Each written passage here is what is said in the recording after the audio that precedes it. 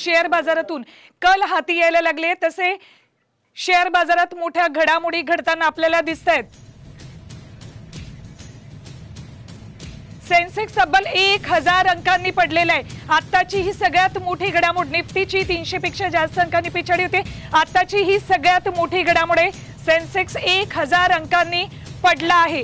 जसजसे कल हाती यायला लागलेले आहेत तसतशी सेन्सेक्स मध्ये 1000 अंकांनी सेन्सेक्स खाली पडलेला आहे। निफ्टीची सुद्धा 300 पेक्षा घसरण झालेली।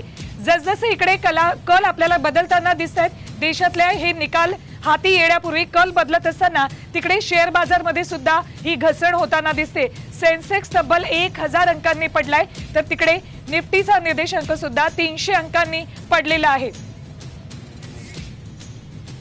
एनडीचे कल कमी होताना दिसत तरी तसतशी तिकडे शेअर बाजारातली ही घडामोड आपल्याला नकारात्मक दिसते। सेन्सेक्स तब्बल 1000 अंकांनी पडलेला आहे, तर निफ्टी 300 पेक्षा जास्त अंकांनी पडलाय। थेट जाऊयात तन्मयकडे। तन्मय,